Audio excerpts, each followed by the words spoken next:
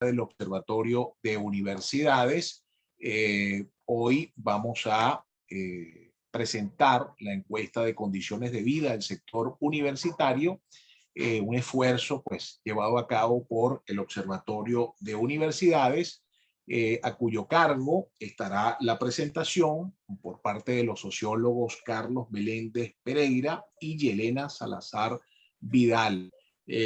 Importante pues darle la bienvenida, agradecerles a las autoridades universitarias que están presentes con nosotros en la mañana de hoy, a los representantes de gremios, docentes universitarios, a los periodistas que han tenido a bien participar en esta actividad, por supuesto, a todos los representantes del mundo universitario venezolano e internacional que se están sumando a la presentación en el día de hoy, y al público en general interesado pues en las condiciones de vida del sector universitario en Venezuela. Les invitamos cordialmente para que después de la presentación de la encuesta puedan consultarla a través de nuestras redes sociales, en Twitter Universidades, en Facebook estamos como Observatorio de Universidades, en YouTube Universidades TV, también en el portal web www.ladesu.org. LADESU es Laboratorio de Desarrollo Humano.org. La dinámica de hoy va a ser la presentación pues, de los datos de la encuesta NOU 2021. Posteriormente abriremos un segmento de participación en el que pueden formular sus preguntas, sus inquietudes, sus reflexiones a través del chat de la plataforma Zoom, y con muchísimo gusto pues le vamos a dar lectura a sus participaciones a través del chat. Sin más preámbulo y agradeciéndoles pues la participación en este evento que simultáneamente también estamos transmitiendo por Instagram Live en la cuenta de Universidades, vamos a iniciar la actividad primeramente a cargo del sociólogo, profesor universitario, director del Observatorio de Universidades, Carlos Meléndez Pereira. Muy buenos días, Carlos.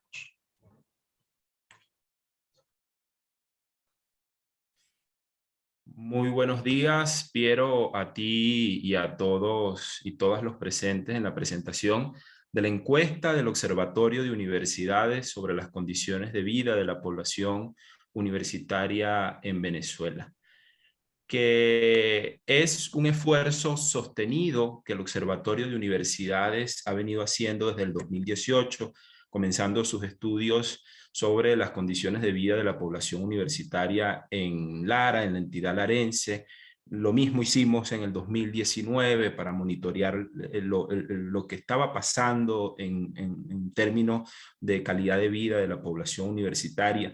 En el 2020 hicimos 2 estudios especializados en el marco de la pandemia a nivel nacional, uno sobre la educación virtual en el país y el otro sobre las condiciones de estudio y trabajo a las que se someten o en los que viven los profesionales de la medicina y la enfermería que están dentro de nuestras casas de estudios, y con ello ver los espacios, los hospitales universitarios, los ambulatorios donde nuestros estudiantes hacen sus prácticas y donde nuestros profesores forman a los futuros médicos, médicas y enfermeras. Hasta llegar al día de hoy, en el 2021, 19 de agosto, en el marco de la conmemoración del Día Internacional de la Asistencia Humanitaria, a presentar la ENOU 2021 con el propósito de colocar en la agenda pública la discusión, la reflexión acerca de la cobertura y el impacto y las repercusiones de la complejidad de la crisis venezolana en una población otrora privilegiada y que hoy se convirtió en una población vulnerable necesitada de respuesta. Este esfuerzo ha sido gracias también y parte de una concepción conceptual que tiene como perspectiva el enfoque de desarrollo humano, el concepto de calidad de vida desde la perspectiva del desarrollo humano, También toma elementos del índice de pobreza multidimensional y en el 2018, gracias a la interrelación conceptual de estas perspectivas, logramos crear un concepto de condiciones de vida de la población universitaria que toma aquellas oportunidades reales que permiten el logro de la vida personal de la comunidad académica, pero también aquellos que permiten los logros de la vida profesional. El objetivo y por ende el universo de este trabajo está centrado en la comunidad académica, repito, profesores y estudiantes de las instituciones de educación superior de la República Bolivariana de Venezuela, que están en Venezuela, y en su diferente tipología: colegios e institutos universitarios privados y públicos, universidades públicas, autónomas, experimentales, especializadas, territoriales, y también las instituciones universitarias de carácter privado.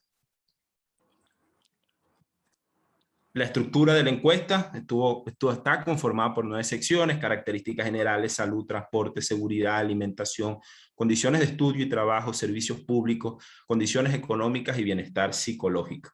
El levantamiento de información fue un esfuerzo en conjunto, un trabajo en conjunto con los más de 30 enlaces entre estudiantes y profesores, institutos y centros de investigación, centros de derechos humanos que están distribuidos en al menos 11 instituciones de educación superior en el país. Las 4.180 encuestas aplicadas en las 24 entidades federales de Venezuela se guiaron bajo un diseño muestral que distribuyó estas encuestas entre los estados con una estratificación con afijación proporcional y un margen de error del 3% y un grado de confiabilidad del 97%. Estos docentes, estos estudiantes a quienes encuestamos se encuentran ubicados en 42 de las instituciones de educación superior públicas del país y 22 de las instituciones de educación privada. En este particular, el día de hoy, le estaremos dando algunos de los hallazgos principales en el área de esos elementos, esas dimensiones que permiten el logro de vidas valiosas, como la salud, la alimentación, las condiciones económicas, y aquellas que están más vinculadas o que también están vinculadas con ambas, pero con lo que nosotros llamamos condiciones que permiten el logro profesional: servicios públicos, condiciones de estudio y trabajo y bienestar psicológico.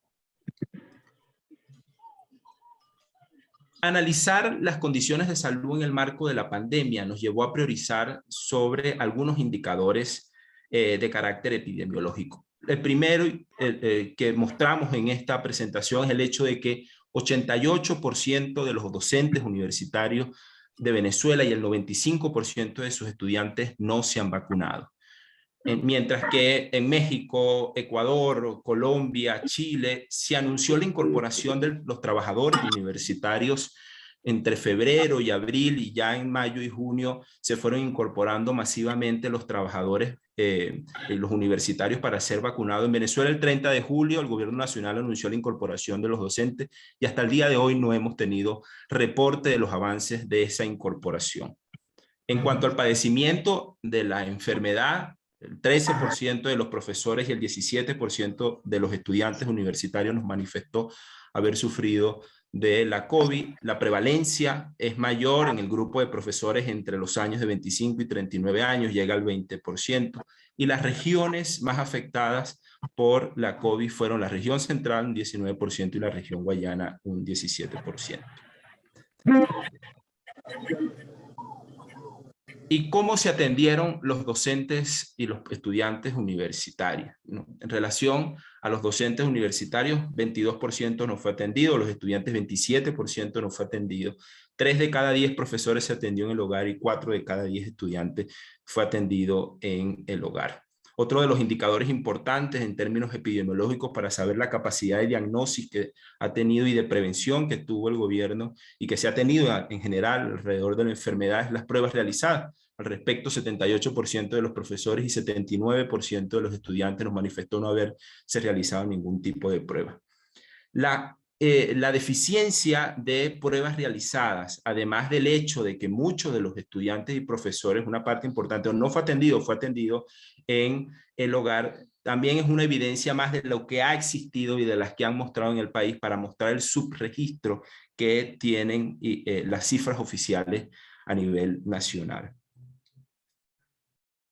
Además de los indicadores vinculados con la COVID, la prevalencia de enfermedades en los sectores universitarios es preexistente a la pandemia. Al respecto, encontramos que la población adulta, el 25% de ella sufre hipertensión arterial. 4 de cada 10, esto es mayor en los adultos, en las personas adultos mayores de 60 años, 4 de cada 10 sufre hipertensión arterial, que se encuentran en un riesgo porque 87% de esta población no se ha vacunado y con esta comorbilidad puede estar o está en más riesgo. Y al igual que los estudiantes, los profesores universitarios, un tercio de ellos sufre de enfermedades de refracción ocular, entre ellos la miopía, y 36% de nuestros estudiantes sufre de enfermedades respiratorias, entre ellas las alergias, que están asociadas a las condiciones del medio ambiente, pero también, como veremos más adelante, a los déficits nutricionales, porque los músculos respiratorios se ven afectados tanto en su contenido proteico como en su funcionalidad por este déficit nutricional.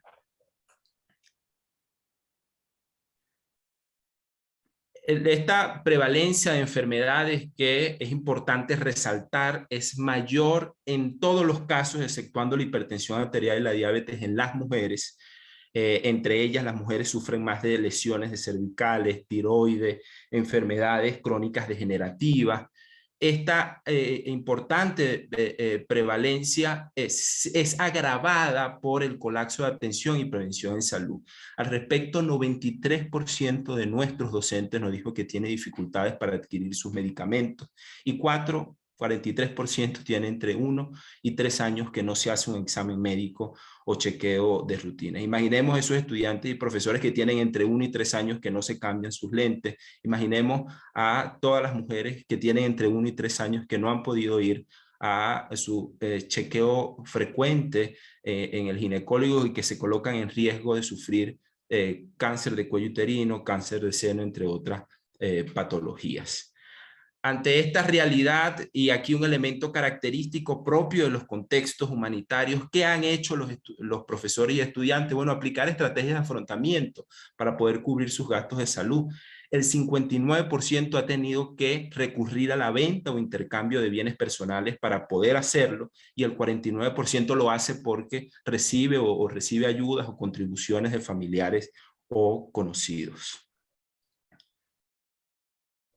Por muchos años, la Universidad Venezolana, por medio de la formación de profesionales, por medio de la investigación científica, aportó a la lucha contra la inseguridad alimentaria.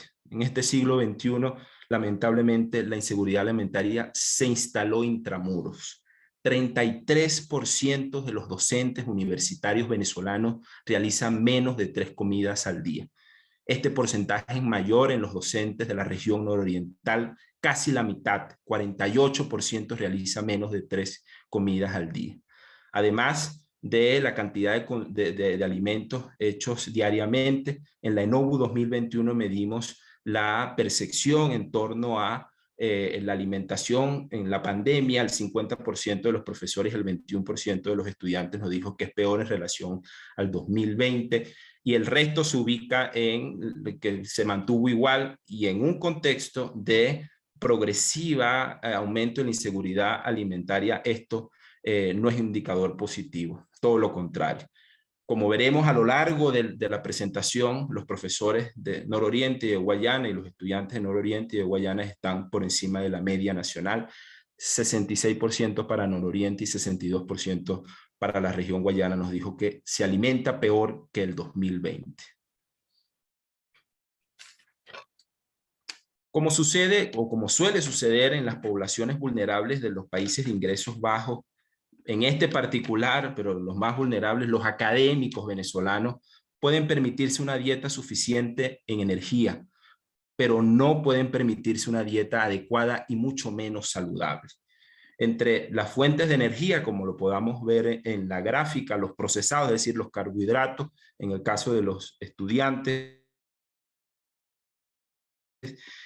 figuran entre los alimentos más consumidos: pasta, pan, arroz, arepa.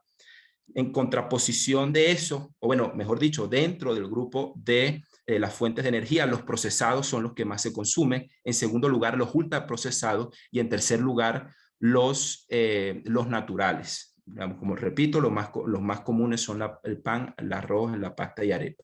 En contraposición a eso, vemos que el consumo de proteínas, tanto animal como vegetal, disminuye. Apenas 18% de los estudiantes lo puede hacer todos los días, y en menor proporción 13% de los estudiantes lo puede hacer todos los días. En cuanto al grupo de alimentos reguladores por ser fuente de minerales y vitaminas, los estudiantes acceden a través de las verduras y en menor proporción a través de las frutas. Vemos que apenas 13% lo puede hacer de forma diaria, cuando la Organización Mundial de la Salud recomienda hacerlo diariamente y en una proporción de 400 gramos. Lo mismo ocurre con los docentes. El plato diario de los docentes: carbohidratos y verduras, ¿no? 50% come pan, arroz, pasta, arepa todos los días, y 31% come verdura todos los días. En menor proporción, incluso que los estudiantes universitarios, nuestros docentes acceden a el consumo de proteínas, lo cual es riesgoso para una población más mórbida, con más alta tasa de morbilidad. Y en general, bueno, y vemos que el consumo de frutas también es menor. El acceso a estas fuentes de vitaminas y minerales en este contexto de pandémico tan importante, lo pueden hacer solamente uno de cada 10 profesores, sin saber en qué proporción lo hace. Esta dieta de calidad deficiente y poco saludable evita la construcción y reconstrucción de tejidos, pero también provoca pérdida de masa muscular, riesgo, anemia, entre otras patologías.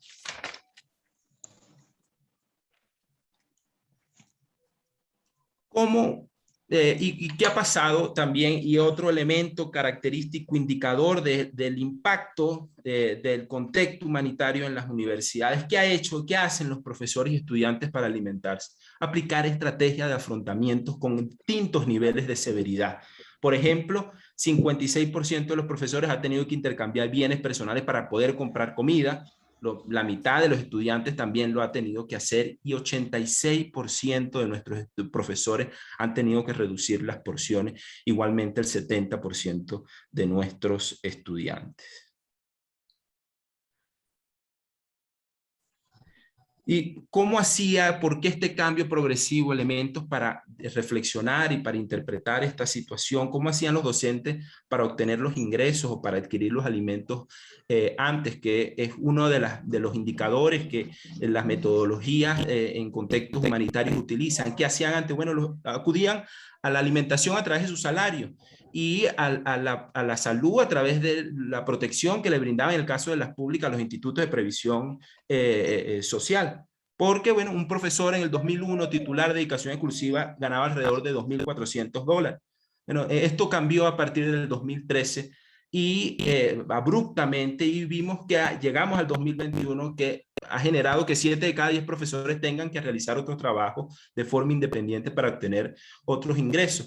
Pero aquí algo central también que queremos resaltar es que 28% de esos docentes no recibe otro ingreso extra.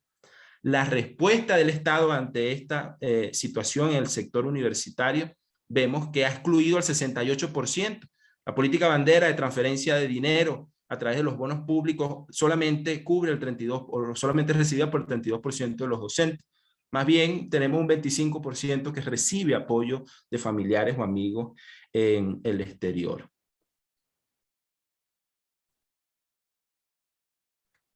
Sabemos, y ha sido público entre las realidades que más se han visibilizado del sector universitario, sobre todo en las instituciones públicas, el rango en el que gana, a pesar de la firma de la Cuarta Convención Colectiva hace pocas semanas. El sueldo base de un titular siguió estando alrededor de los $11. En un reciente informe de una organización, Otras Voces, una organización miembro del Consejo Latinoamericano de Ciencias Sociales, se estimaba o se hacía una relación entre los salarios de los profesores de más alto nivel. En la UNAM en México puede ser mayor de $1.600, en Venezuela $11. En el Colegio de México puede llegar a más de $2.100. En Venezuela $11. En Nicaragua puede superar los $1.100. En Venezuela $11. Pero además de eso, nosotros quisimos ver cómo está la composición integral del salario de la familia de los docentes. 84% de nuestros docentes tienen un ingreso familiar menor a $100. Peor aún, el 30% está entre el 1 y $10 mensuales. La respuesta, además de la cuarta convención colectiva, la otra política aplicada por el gobierno en este contexto ha sido la centralización de pagos de sueldos y salarios en aquellas universidades donde todavía este proceso se hacía de manera autónoma. Quisimos preguntar la efectividad de esta política. Y bueno, lo que encontramos es que 41% de los docentes nos dijo que no ha habido ningún tipo de cambio, todo lo contrario, como lo han denunciado las asociaciones gremiales de la UCB, de la Simón Bolívar, de la Universidad de Carabobo, de la Universidad del Zulia. 28% nos ha dicho que ha generado mayores retrasos en los pagos. En nuestras universidades actualmente tenemos estudiantes, nuestros estudiantes estudian y trabajan en mayor medida que en otras épocas. 6 de cada 10 tiene que realizar alguna actividad para poder tener ingresos. El 15% recibe apoyo de familiares o ayuda en el exterior. Y al igual que los profesores, los estudiantes universitarios están excluidos casi en su mayoría de las políticas sociales del gobierno. 97% de los jóvenes en las instituciones públicas no recibe becas, y quienes reciben sabemos los montos irrisorios que representan, y 92% no recibe bonos del sector público.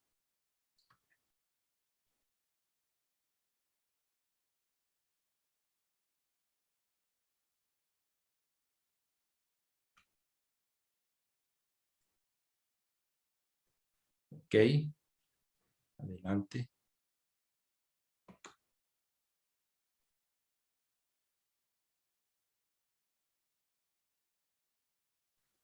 Adelante. Buenos días. Muy bien, muchísimas gracias a Carlos Meléndez, sociólogo, director del Observatorio de Universidades, por la presentación de esta primera parte de la encuesta de condiciones de vida del sector universitario en el país. Ya nos están llegando las preguntas a través del chat, que vamos a comenzar a compartir inmediatamente concluya la segunda parte de esta presentación, que va a estar a cargo de la socióloga, profesora universitaria y coordinadora del Observatorio de Universidades, la profesora Yelena Salazar Vidal. Buenos días, muchas Buenos gracias. días, Yelena. Muchas gracias. Gracias a Carlos también por su presentación y a todos los que están presentes en esta actividad hoy, compartiendo los datos de un estudio que hemos hecho durante el año 2021. A continuación vamos a desarrollar los temas vinculados a las condiciones de estudio y trabajo. Allí vamos a observar algunos cambios demográficos dentro de la población universitaria, lo que tiene que ver con la educación en pandemia y los servicios públicos. En cuanto a los cambios demográficos, tenemos que el 30% de los estudiantes de educación superior tienen más de 5 años estudiando en las universidades, cuando el promedio de una carrera es de 5 años. De nuestros estudiantes, por la crisis que estamos pasando dentro de las universidades, están durando más de 5 años para terminar y culminar su carrera. Con respecto a los cambios demográficos de los docentes,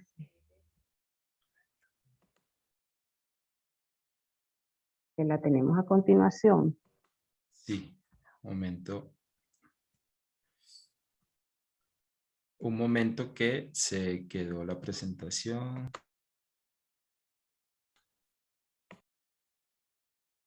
Voy a ir comentando de cualquier manera los cambios que vienen adelante. Tiene que ver con que la mayoría de los profesores tienen más de 10 años trabajando en las universidades, de experiencia de trabajo dentro de las universidades.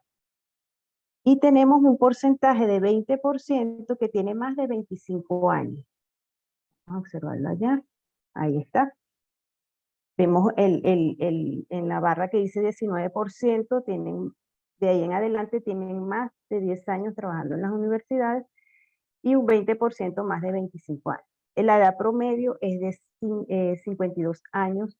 Esto significa que tenemos una cantidad de docentes que tienen bastante experiencia en el área de la docencia, pero que también están pronto a pasar un periodo de jubilación. Algunos son jubilados y están activos. A continuación, vamos a desarrollar el tema de educación superior en pandemia, la incorporación a clase. 74% de los profesores y 81% de los estudiantes han visto clases durante la pandemia. Aquí tenemos un gráfico que nos dice en las universidades públicas y privadas. Allá observamos dos datos, ¿verdad? Del 2020 y 2021. El 2020 fue la encuesta a la que se refirió el profesor Carlos adelante, que hicimos de educación virtual el año pasado, y la del 2021 es la que estamos presentando ahorita. Ahí tenemos que en las universidades privadas los profesores nos decían que se habían incorporado un 98% y en las públicas un 69%. En el caso de los estudiantes, ahí tenemos también los resultados. En los estudiantes un 97% se han incorporado y en las públicas un 77%. A continuación tenemos los datos en relación a los que no se han incorporado a clases de acuerdo al tipo de universidad. Y tenemos que aún en las universidades públicas un 23% de los estudiantes no han recibido clases y en las privadas un 3%.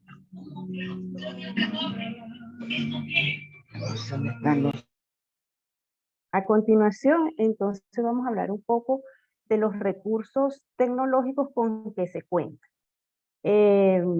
Aquí tenemos que los profesores, y tanto profesores como estudiantes, dependen más del recurso del teléfono inteligente propio, 70% de los profesores y 77% de los estudiantes.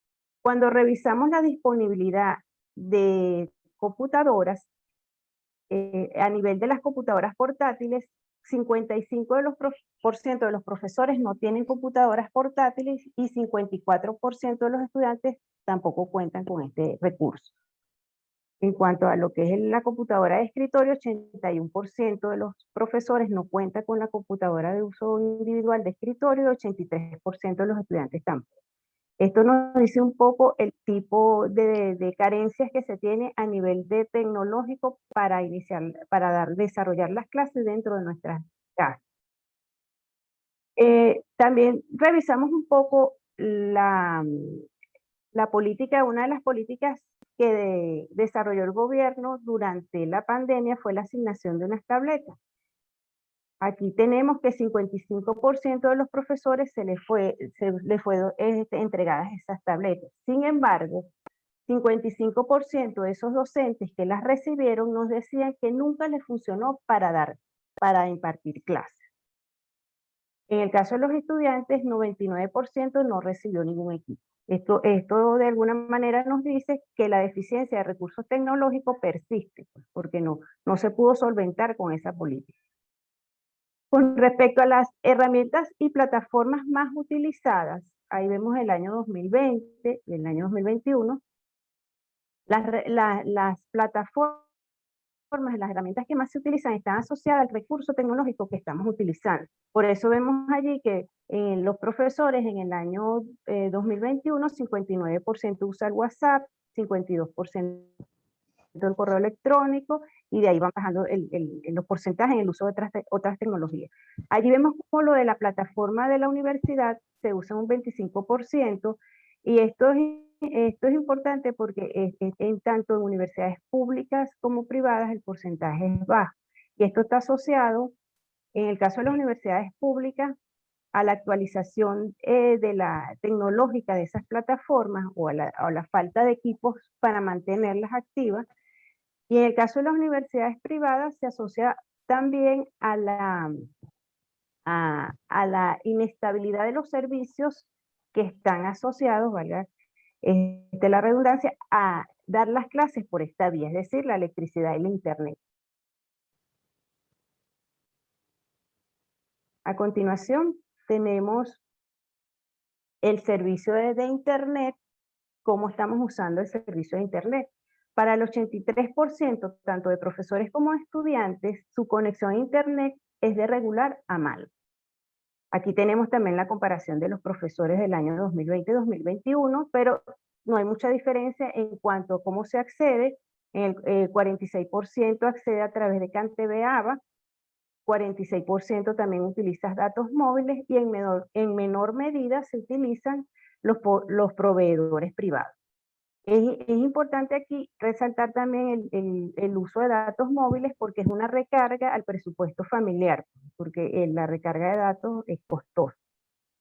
En el caso de los estudiantes, tenemos la misma tendencia, sin embargo, vemos que el uso de datos móviles es mucho mayor, un 60% de los estudiantes utilizan datos móviles.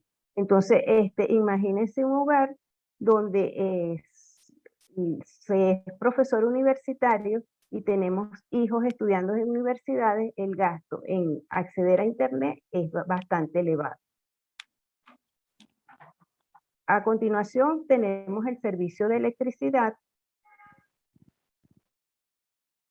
que aquí también estamos comparando los datos del 2020-2021. El 60% de los docentes y 48% de los estudiantes no cuenta con servicio eléctrico continuo. En las gráficas que tenemos allí tenemos clasificadas las regiones, capital, central, Guayana, nororiental y occidental. Vemos que la región más afectada en el año 2021 es la región Guayana, con 74%, pero si vemos los datos en general, la mayoría pasa de 60% o 57% que se le interrumpe el servicio eléctrico para dar las clases. Entonces, con un internet de mala calidad y un servicio eléctrico y que se interrumpe permanentemente, es un gran reto, pues, de verdad, desarrollar las clases por esta modalidad.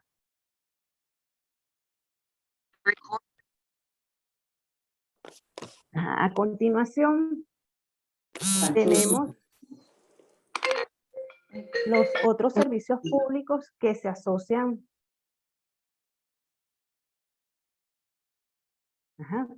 Ahora, disculpen que se me silenció allí. Otras condiciones de estudio de trabajo, revisamos un par de servicios públicos adicionales que se asocian al trabajo desde el hogar. Al estar en nuestro hogar, pues usamos los servicios públicos para desarrollar el trabajo por internet. 66% de los profesores no tienen servicio de agua continuo. Cuando revisamos por regiones, todas las regiones estábamos afectadas por la interrupción del servicio de agua. Ahí vemos allí que la mayor es la región Guayana, 73%, y ahí van variando la región occidental, 67%, junto con la región central, y bueno, pues la región occidental 67% y la capital 65%. Es un servicio que se interrumpe con mucha frecuencia dentro de nuestros hogares. Con respecto al servicio con lo que tiene que ver al combustible para cocinar, 54% de los profesores utilizan electricidad y 13% están utilizando leña para la cocción de sus alimentos. Aquí revisamos un poco el tema de gas, aunque no tenemos el dato allí. El gas por bombona, 59% de los profesores y 48% de los estudiantes no había utilizado gas por bombona por los últimos 6 meses, que era lo que preguntábamos allí en la encuesta.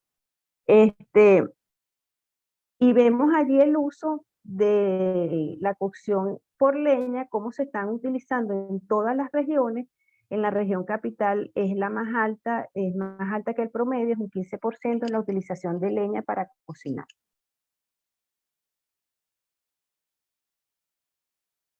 Otro de los aspectos, fue la presentación. Hay un momento, problema ya técnico allí. vamos a solucionarlo.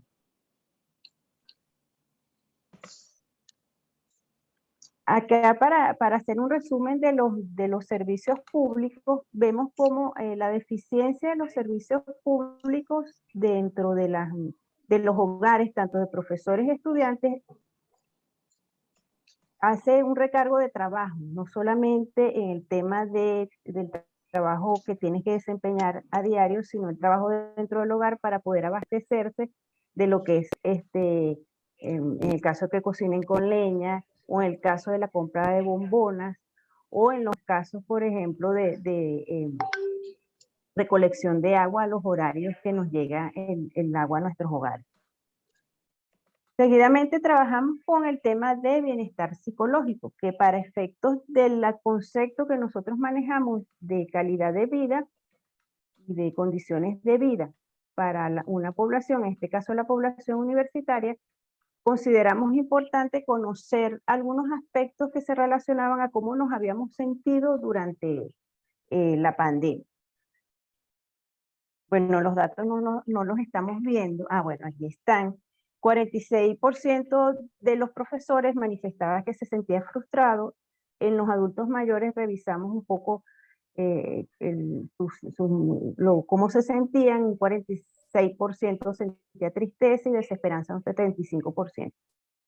En el caso de los estudiantes también prevalecía el sentimiento de frustración, un 52% y 40% tristeza. Algunos de estos se pueden asociar al tema de la pandemia, pero muchos están asociados a las condiciones en las que estamos trabajando y estudiando. Con respecto a cómo se sienten con relación a su trabajo y estudio, 68% ha pensado, de los profesores, ha pensado en dejar la universidad durante la pandemia. Y un 62% de los estudiantes también, es decir, 6 de cada 10 estudiantes y profesores han pensado en abandonar la universidad. 85% de los profesores y 76% de los estudiantes considera que la institución donde trabaja y estudia está estancada o en retroceso. Ya para concluir,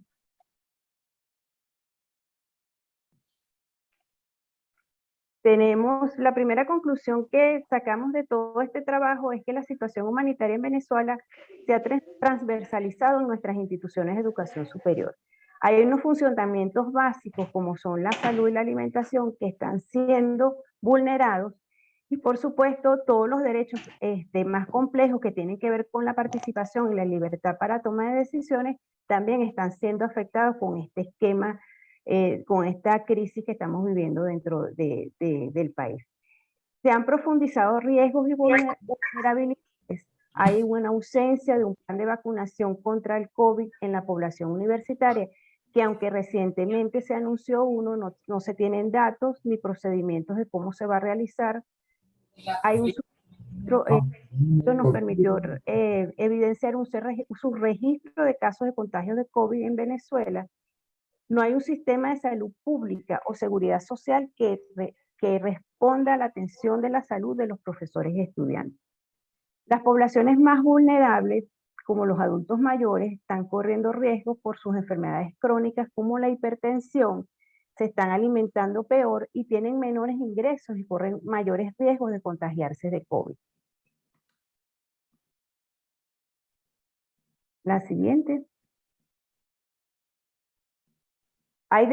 Cuando revisamos los datos, vemos desigualdades multidimensionales entre los académicos, de acuerdo a la institución, pública o privada, de acuerdo a la ubicación geográfica, como vimos allí en las regiones nororiental y Guayana, que están siendo muy afectadas por esta crisis, la población universitaria. Hay desigualdades de género, hay desigualdades por edad. Los académicos de Nororiente y Guayana, como dije ahorita, tienen mayor inseguridad alimentaria y mayores dificultades para incorporarse al trabajo y al estudio. El empobrecimiento de nuestra población o nosotros los profesores universitarios cada vez es más progresivo. Hemos tenido que recurrir a estrategias de afrontamiento severas y irreversibles como el intercambio y venta de bienes para cubrir gastos tanto de alimentación como de salud, unos gastos básicos. y la reducción de porciones de comida dentro de nuestra alimentación diaria. Sin embargo, vemos una capacidad de agencia y compromiso social dentro de lo que es la población universitaria, porque ante esta crisis, algunos docentes y algunos estudiantes se han incorporado con todas las dificultades a continuar todo lo que ha sido el desarrollo de las clases y el desarrollo de su formación, en el caso de los estudiantes. Esto denota de alguna manera un compromiso con la sociedad. Sin embargo, no deja de ser un gran esfuerzo que estamos haciendo, tanto docentes como estudiantes, para poder mantener la universidad abierta. Muchas gracias.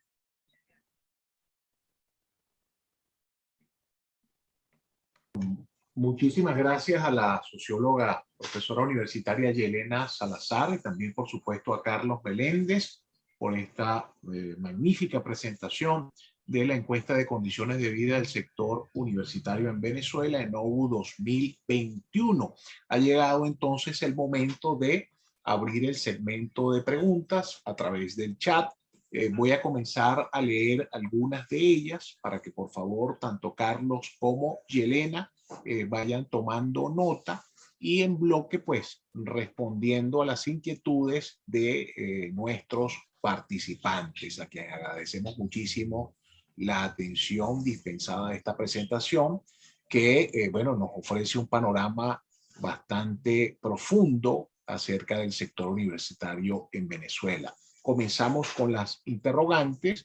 María Cristina Parra pregunta: ¿a qué instituciones pertenecen los profesores y estudiantes encuestados? Ali Rivas, bendecido día para todos ustedes. Ali Rivas, del municipio palavecino, les da las gracias por la presentación del estudio. Luis González Oquendo le pregunta en este caso a Carlos: ¿por qué la vulnerabilidad alimentaria es mayor en la región nororiental y Guayana? Seguimos por acá, revisando entonces las preguntas. María Cristina Parra también pregunta: ¿ese porcentaje de asistencia tomó en cuenta o está vinculado con el abandono por parte tanto de profesores como estudiantes? Yacari Prado preguntas, ella desde Runrunes, bueno, le da las gracias, muy buen material, todo lo que estamos conociendo hoy. Mi pregunta sería: ¿cuántas universidades hasta el momento han compartido su nómina con el sistema Patria de las que fueron evaluadas el estudio? ¿Tienen esa cifra? Bueno, vamos a dejar que tanto Carlos como Yelena respondan a estas primeras inquietudes y luego continúo con otras adicionales que se han venido formulando a través del chat.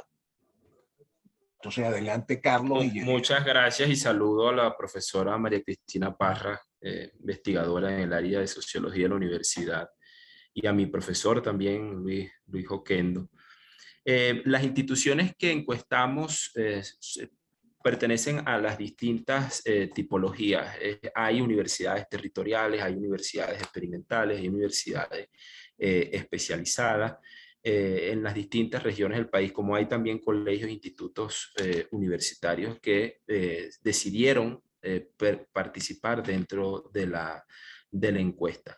¿Por qué Guayana y Nororiente? Es de las, digamos, de las interpretaciones y análisis que tenemos que hacer en conjunto, pero vinculado a otros estudios que se han realizado, tanto condiciones de vida. Vemos que, por ejemplo, la región nororiente es de las más afectadas.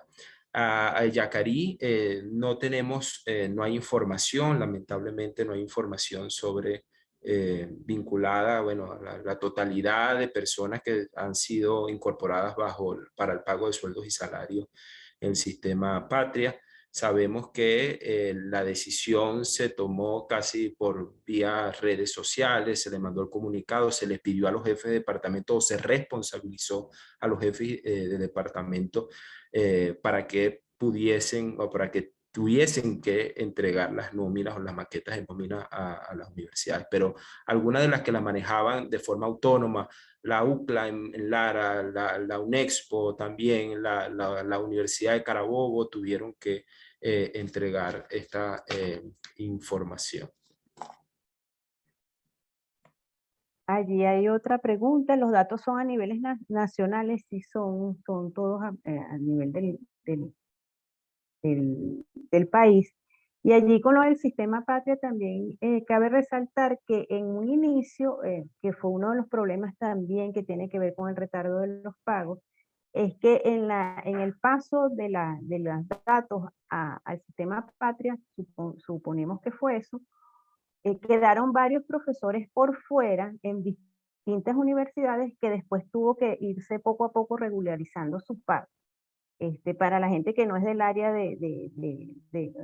universitaria, nosotros cobrábamos entre 10 y 12, el 15 y el 25 y 29 la segunda quincena, y los pagos se han retrasado que tú llegas a cobrar la primera quincena el 22 del mes. Entonces, y la segunda quincena a principios del mes siguiente. Entonces, eso lo que es retrasado el pago y no estaba asociado a ningún aumento, sino a la centralización del pago a través de la plataforma del gobierno nacional.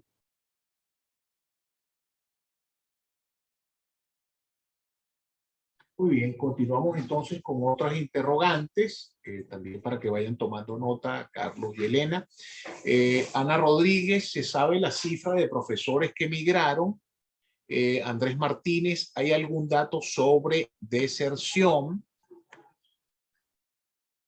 Luis González, en este caso dirigido a la profesora Salazar, consideraron en la dimensión de bienestar psicológico lo relativo a las afectaciones en el sentido de comunidad universitaria. Gracias.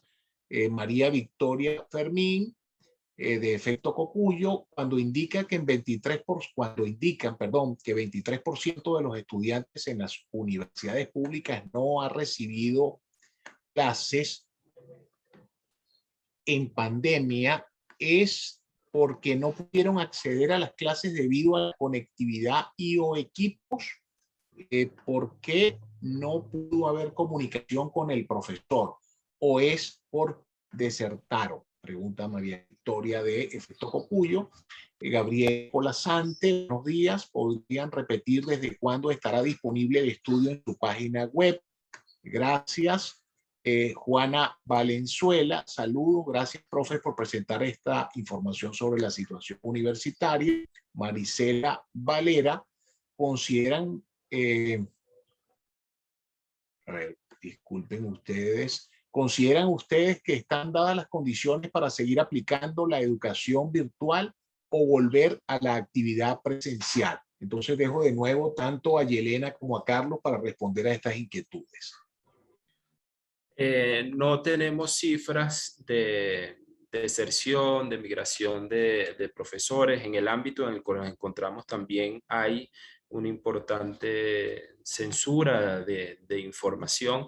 Algunas instituciones, por ejemplo, han manifestado sus asociaciones de gremio que al menos el 60% de los profesores entre los últimos 5 años han renunciado, han abandonado sus cargos, pero no hay manera, no tenemos forma de saber en total cuál es el abandono o los niveles de renuncia dentro de las universidades.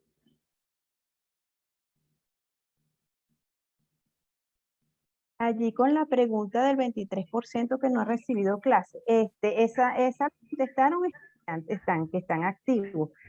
En algunos casos no se ha recibido clase porque no hubo incorporación, su carrera no arrancó las clases, pues. La facultad no empezó las clases porque no hubo incorporación de algunos profesores. Puede estar asociado a eso, aunque eso directamente no lo preguntamos.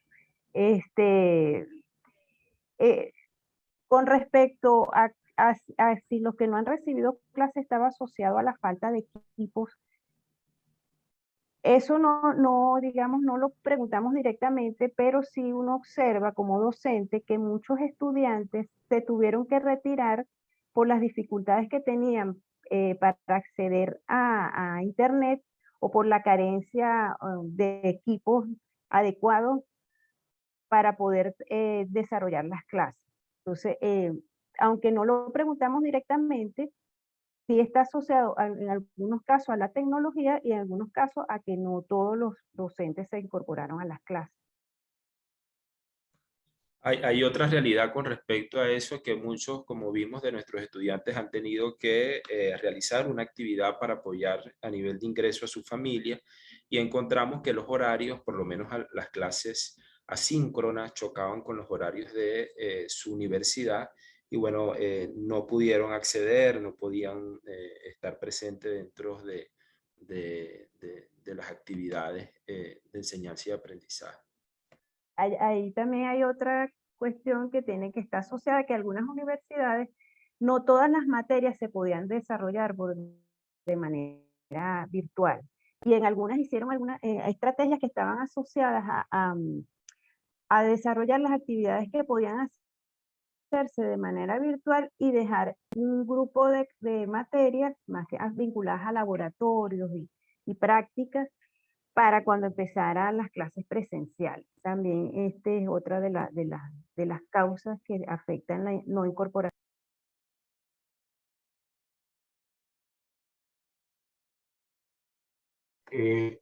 Carlos y Elena, se quedó allí. ¿Cuándo se publica el informe en el portal? El informe.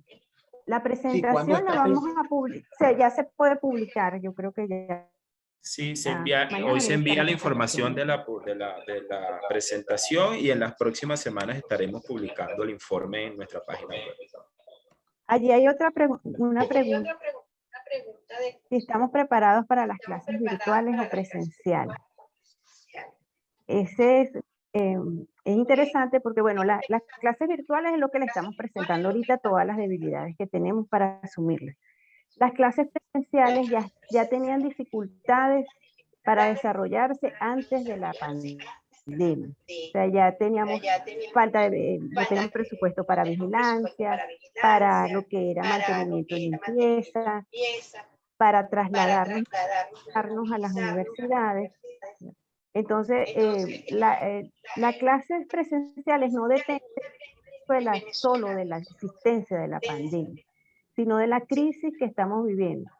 Porque si bien es cierto, abren las universidades, pues primero hay que rehabilitarlas y acondicionarlas. Segundo, tener que garantizar cómo trasladarnos hasta los lugares. Tercero, aunque no es lo menos importante, es ajustar los sueldos de los profesores para poder asumir las clases. Crear algunas condiciones mínimas para que los estudiantes puedan permanecer en las universidades, que tengan su alimentación, que tengan una atención mínima. Entonces, es un esfuerzo bastante grande que se tiene que hacer para podernos incorporar de manera presencial.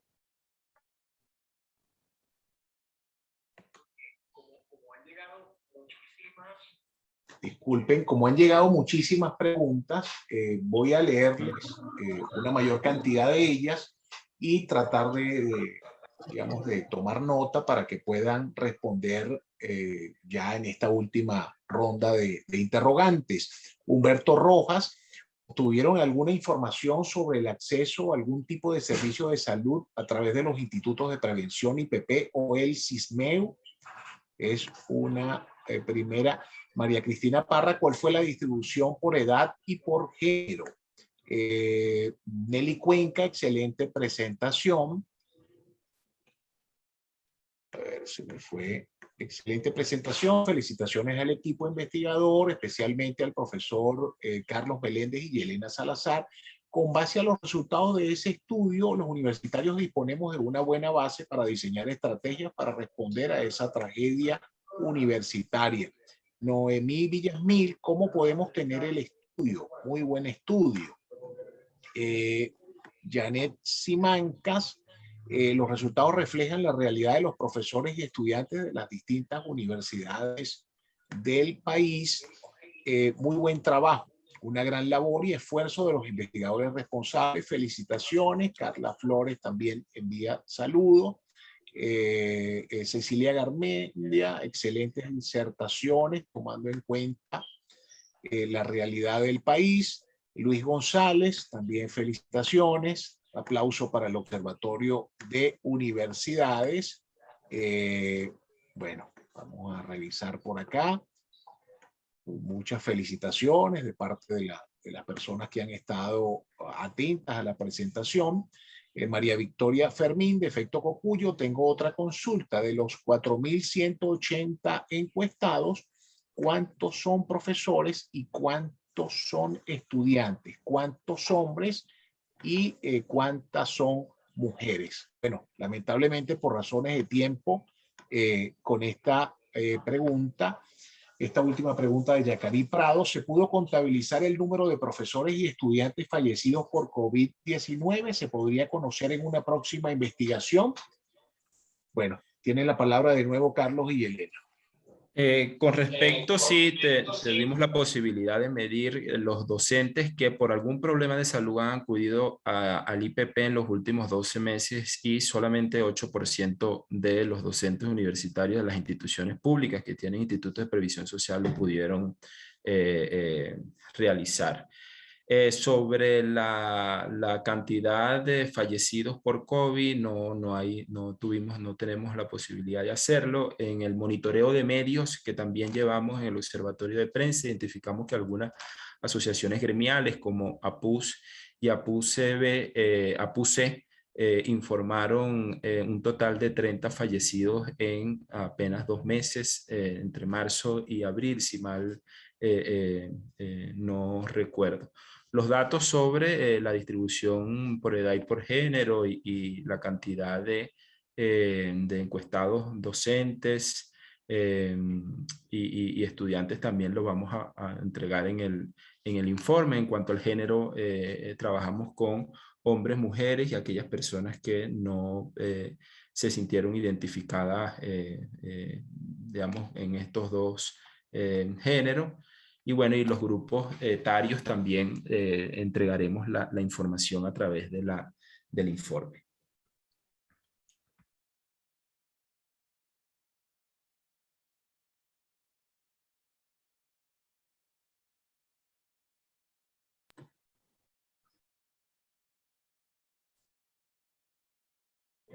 Adelante, Yelena. No, sí, quería comentarle a la persona que preguntó los datos de profesores y estudiantes por género. Los tenemos, no los tenemos aquí a la mano, pero si quiere escribirnos por las redes para contactarla y hacerle llegar el dato más preciso, estamos a la orden.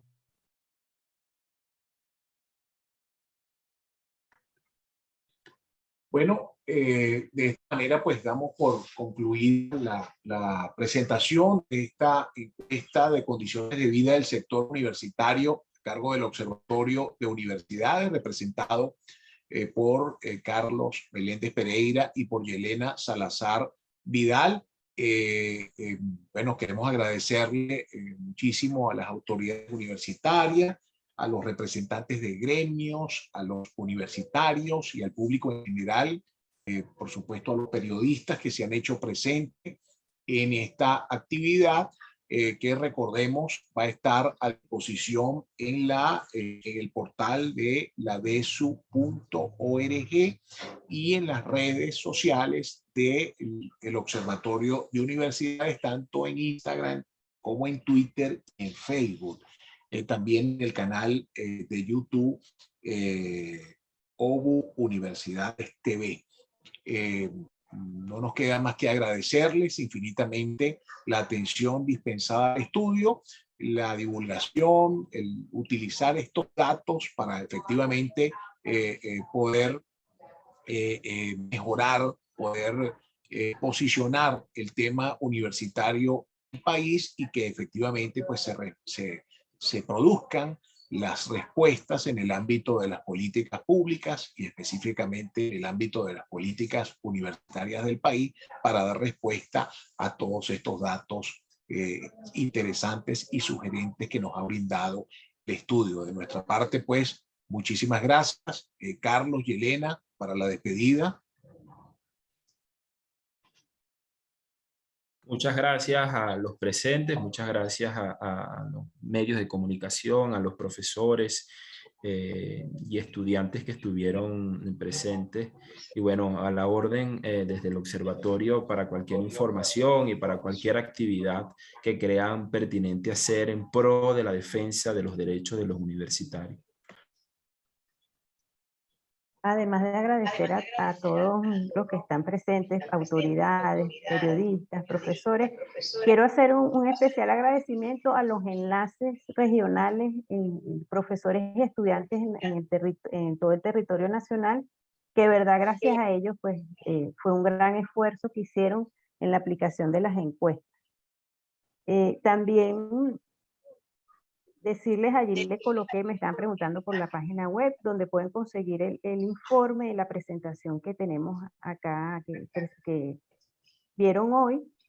Bueno, y que estos datos son de utilidad para pública, pues, es decir, ustedes, tanto asociaciones, universidades, gremios, pueden utilizar los datos para efectos de hacer exigencias, de presentar argumentación ante las exigencias que tenemos que hacer como comunidad universitaria.